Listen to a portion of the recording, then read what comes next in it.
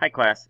Today we are going to take a look at the first section in chapter 7, which deals with what are called inverse functions. Now, if you look at the top paragraph here, the inverse of a function undoes the original function. So adding undoes subtraction, multiplying undoes division. Trig functions find ratios of a given angle. So like the sine of 30 is 1/2. So you're finding a ratio of some angle. The inverse trig function will find an angle given a ratio. So when we are doing inverse trig functions, we're going to be finding the angle that has that sine value or has that cosine value. These are the symbols we're going to be using for the inverse trig functions. You've seen this one before in chapter 8 when we were solving triangles, but now we're going to be introducing the inverse cosine and the inverse tangent. Now, to be a true inverse, a function has to be a one-to-one function. So we've talked about one-to-one functions last semester. You know that a function has to pass like a vertical line test. So these are functions because they all pass a vertical line test. But to be a one-to-one function, you also have to pass a horizontal line test, which you can see pretty easily, like on this sine graph. This is going to fail a horizontal line test. It's going to hit here, here, here, and here. So to fix that, what we're going to do is we're going to restrict our domain, and we're going to look at just a section of the trig function that would be one-to-one. So like, for example, if I take the sine graph and I just look at it from here, so this is a low point, a minimum, up through the origin, and then up to here. That little section right there that covers from negative pi over 2 up through 0 and then stops here at pi over 2, that interval, that would be a one-to-one function because that would pass a horizontal line test. So it's passing a vertical, but it's also passing a horizontal. So if we restrict our domain to that interval, this is a one-to-one function. We can do the same thing with cosine. Cosine is actually a little bit easier. If we start here, we go from here to here, and I say that's easier because this starts at 0 and then goes to pi. So that interval right there, this is a one-to-one. And then tangent, now if I was showing a bunch of cycles of tangent, you would see that it would fail a horizontal line test. But this is just one cycle. It goes from negative pi over 2 to positive pi over 2. And again, this does pass a horizontal line test. So that one's good to go. So if I took these intervals and I put them onto a unit circle, the way we usually think of things, if my sine graph is going from negative pi over 2 to pi over 2, so this is the interval I'm looking at. Well, here's negative pi over 2, and then this is positive pi over 2, and we are going from here to here. So when we are looking at inverse sine, that is the only, these are the only quadrants where you're going to get answers. If I give you a positive ratio, then you're going to give me an angle in quadrant 1. If I give you a negative ratio, then you're going to give me an angle in quadrant 4. And that angle is just going to be, it's going to look exactly like these angles, except it's going to have a negative in front of it. So you're going to have answers like, if this is negative pi over 2, this would be negative pi over 4, or negative pi over 6. So we're going to rotate, if I want an answer in quadrant 4, we're just going to rotate in a clockwise manner, and we're just going to write our angle as a negative angle. It's just the easiest way to do that. We're actually going to do the same thing for the tangent function. If the tangent function goes from negative pi over 2 to pi over 2, and that covers one interval, then again, we're going to look at these two quadrants right here. These are the quadrants where we're getting our answers from. This is where tangent's positive, and this is where tangent's negative. So these two quadrants are the only quadrants that you're going to give me answers from. And then for cosine, cosine's different. Cosine goes from 0 to pi. So this is 0, and then it goes around to pi. So we're looking at these two quadrants.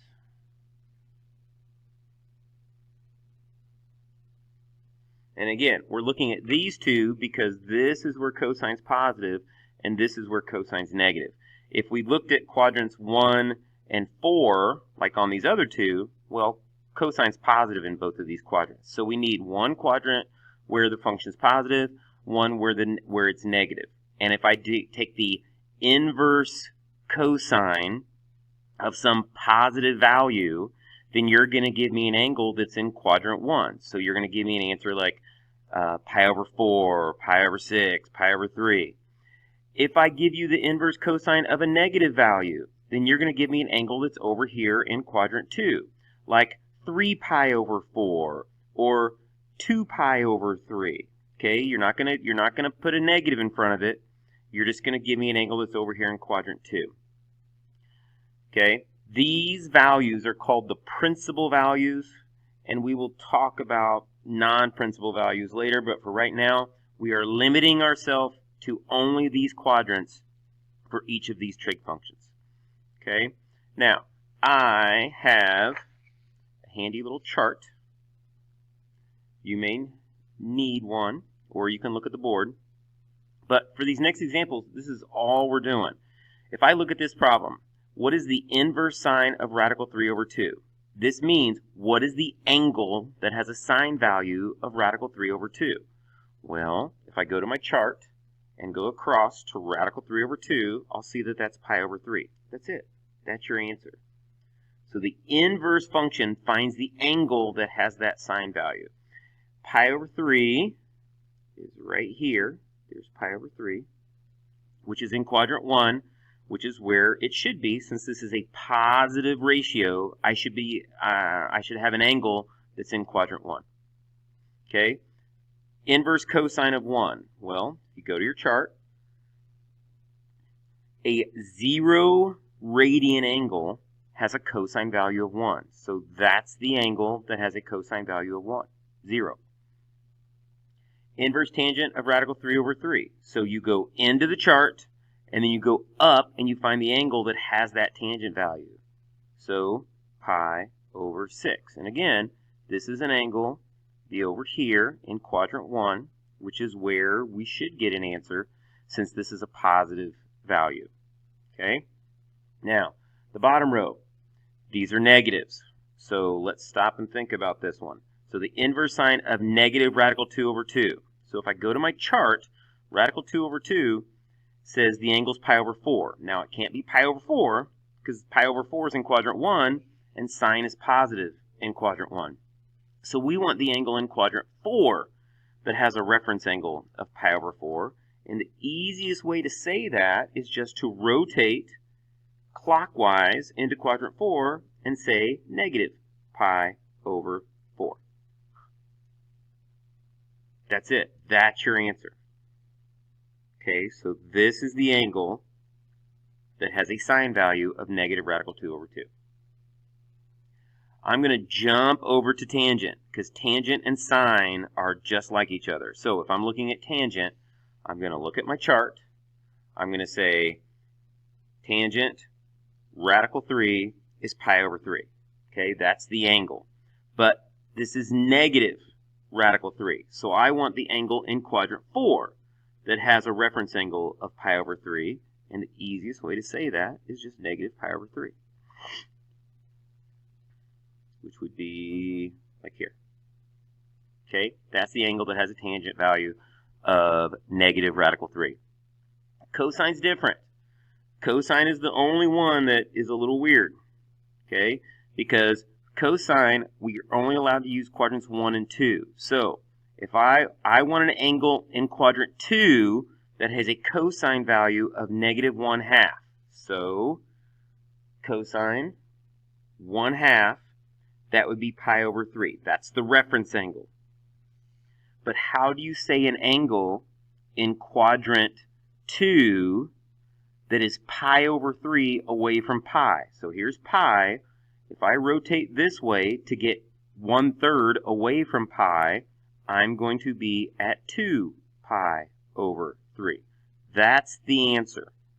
Okay, this angle right here, 2 pi over 3, has a reference angle of 1/3, but it's in quadrant 2 where I would get a negative cosine value. So that's the angle that has a cosine value of -1/2.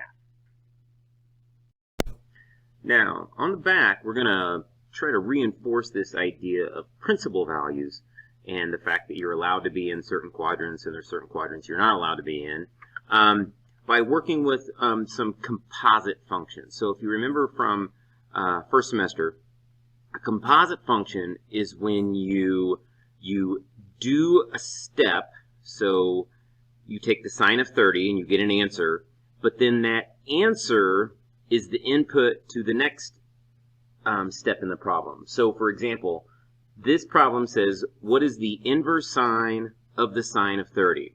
And for these first three, we're going to explore this using our calculator. So I'll show you what we're going to do.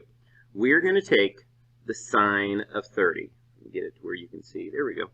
All right, so sine of 30 equals 0.5. Okay, so that makes sense.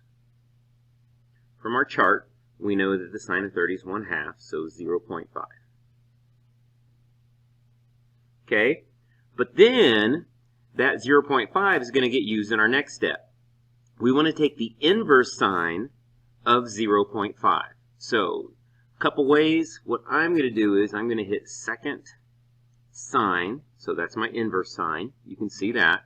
And then I'm going to use the answer button. Now you could also type in 0.5 right here, but sometimes it's easier to use the answer button. So I'm going to hit answer, and then that's going to type in that 0.5 for me, and I'm going to get 30.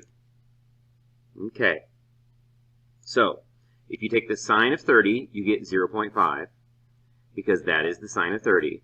But the inverse sine of 0.5, or in other words, the angle that has a sine value of 0.5 is 30.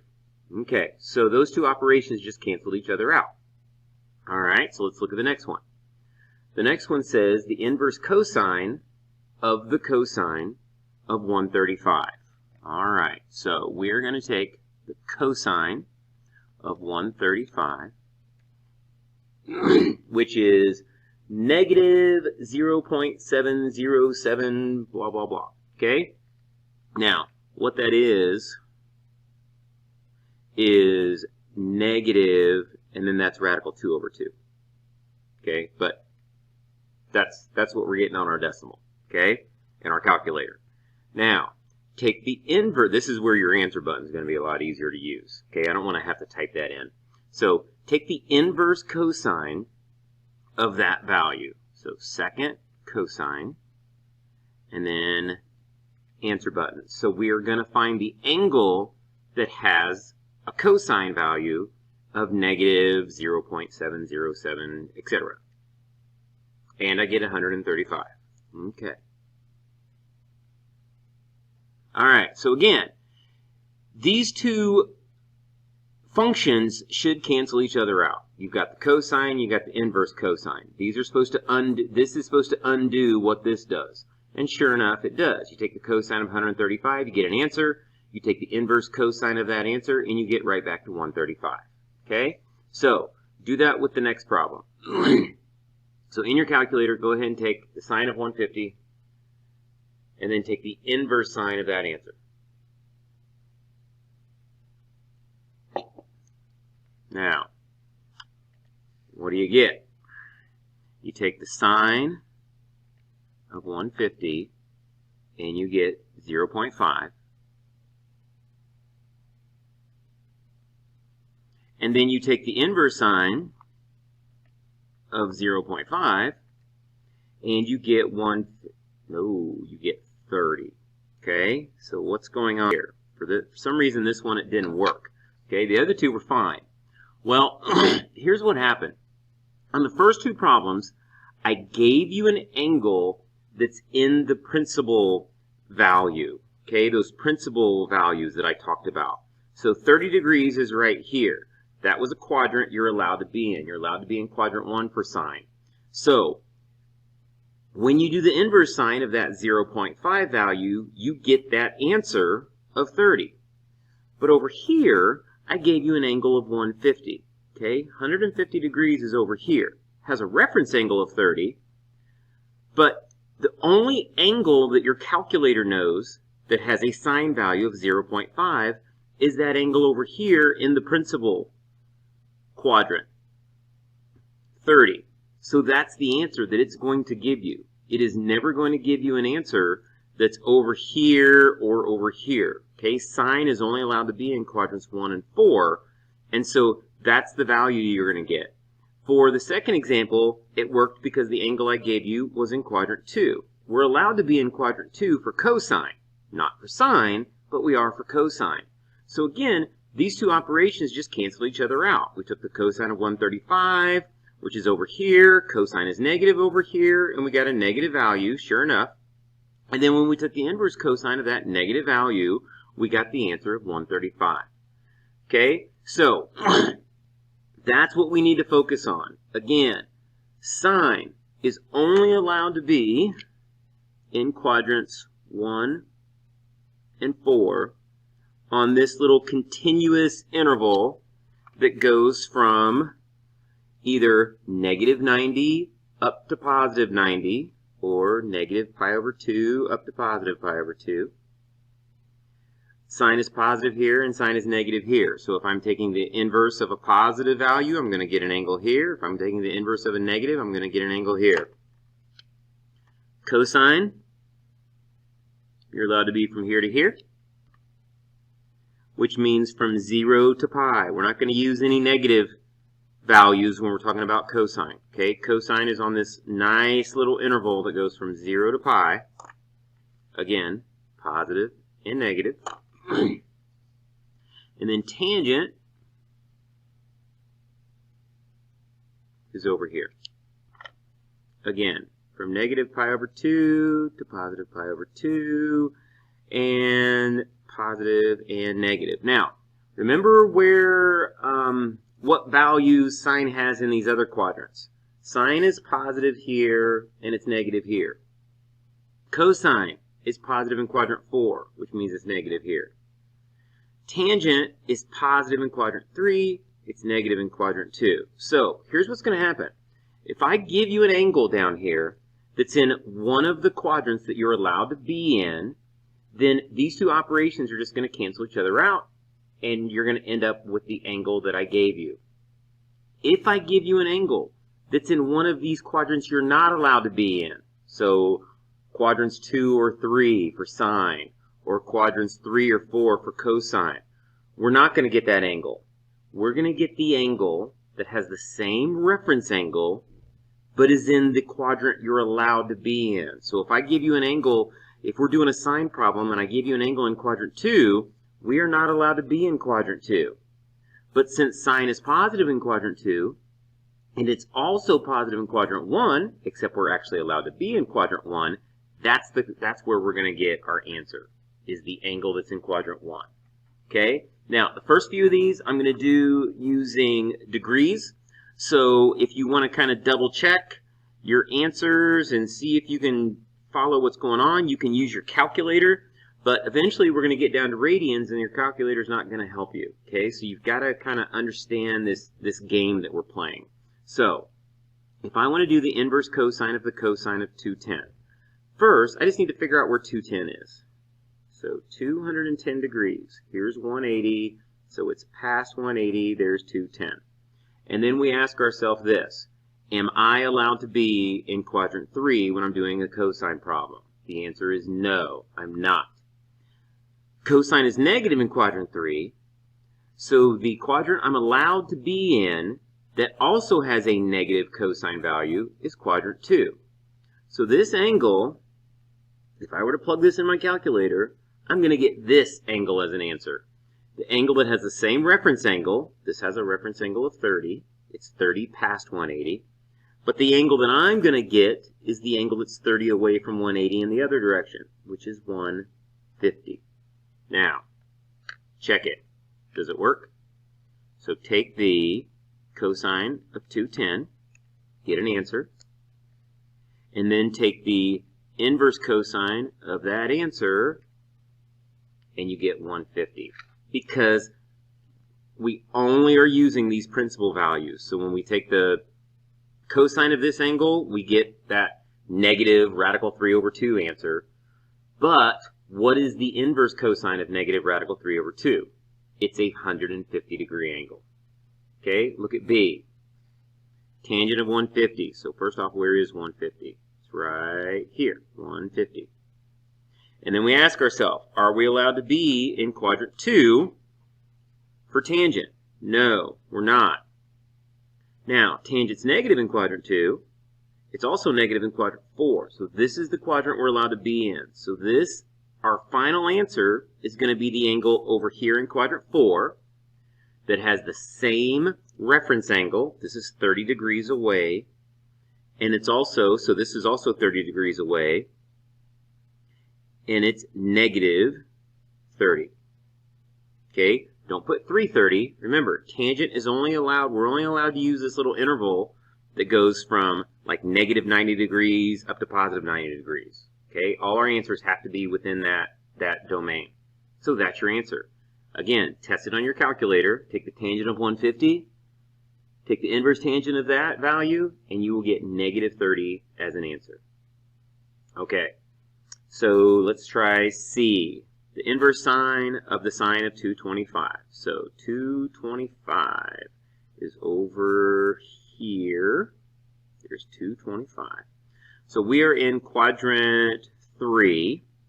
Sine is not allowed to be in quadrant 3. The quadrant you are allowed to be in is quadrant 4 that has the same, that has negative sine values.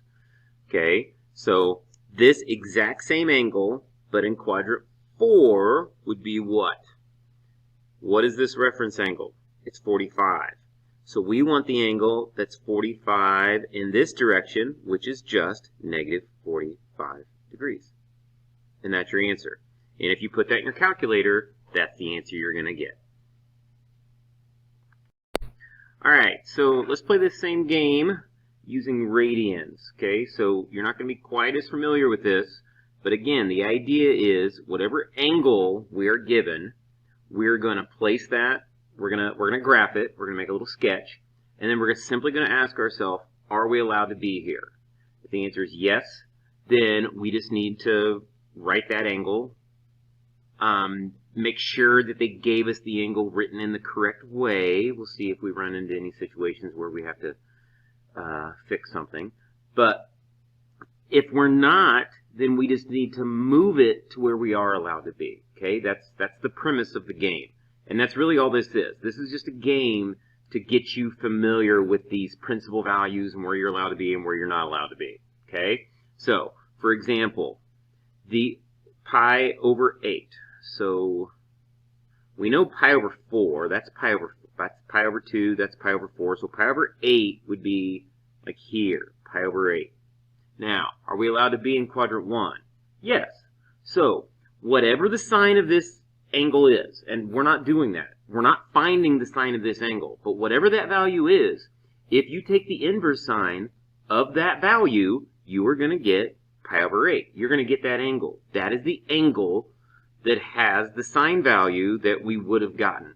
Okay? And we're kind of skipping that middle step. And that's what a lot of people find confusing, is that we're not doing it. We don't have to. All we have to do is figure out, are we allowed to be in this quadrant? If so, these two things will cancel each other out, and we're all done. Okay, look at the next one. 5 pi over 8. So where's 5/8 is less than 1, but it's more than a half. This is a half. Okay, so it's going to be over here somewhere. 5 pi over 8. Now, we're doing sine. Sine is not allowed to, when we do the inverse sine, we will never get an angle over here in quadrant 2. Sine is positive in quadrant 2. Sine is also positive in quadrant 1, except we're actually allowed to be here.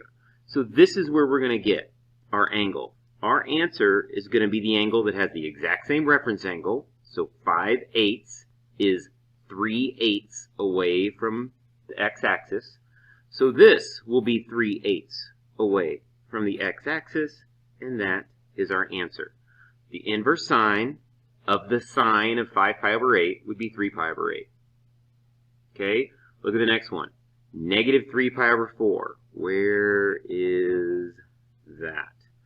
So, negative 3/4. Now we know that 3/4, so this is like 1/4, 1/2, 3/4 is this way. So negative 3/4 would be this way. So that is negative 3 pi over 4. Now, we're doing tangent. Tangent is not allowed to be in quadrant 3.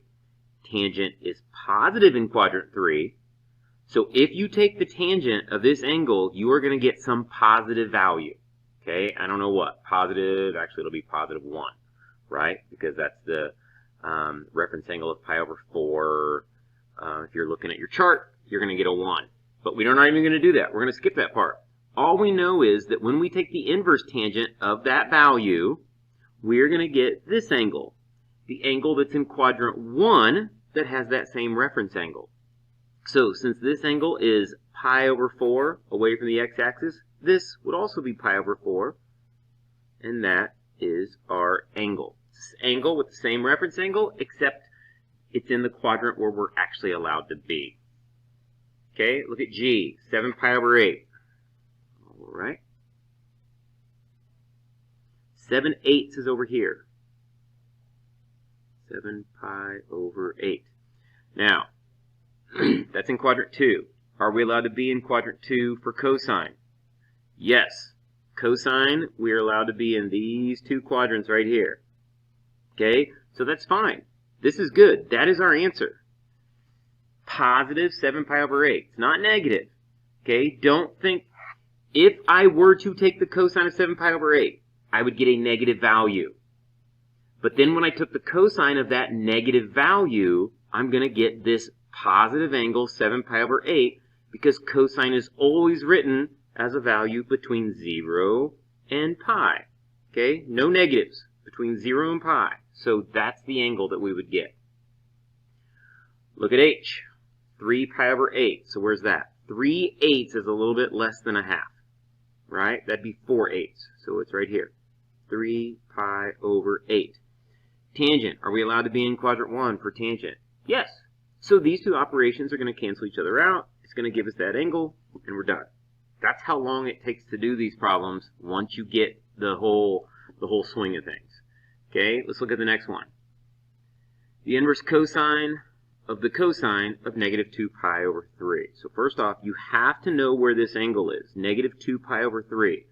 Well, this is a third. This is 2/3. Okay, but we're going this way. So it's going to be over here. Negative 2 pi over 3. Now, are we allowed to be in quadrant 3 for cosine? No. What kind of value does cosine have in quadrant 3? It's negative. So, the quadrant where cosine is also negative, but that we're actually allowed to be in, is quadrant 2. So this angle, when we take the cosine of it and get this value, which is going to be a negative value, and then we take the inverse cosine of that negative value, we're going to get this angle over here. The angle that has that exact same reference angle, so this angle is pi over 3 away from the x-axis. So this angle is also going to be pi over 3 away from the x-axis. Well, this is pi. So if we back up pi over 3 away from pi, we're going to have positive 2 pi over 3. And that is our answer. Okay? So, take a look at these. Take a look at the worksheet. Again, it's just a little game that we're playing, but it's a game that is going to kind of reinforce these ideas of where you're allowed to be and where you're not allowed to be, okay, when you're doing these inverse functions. All right.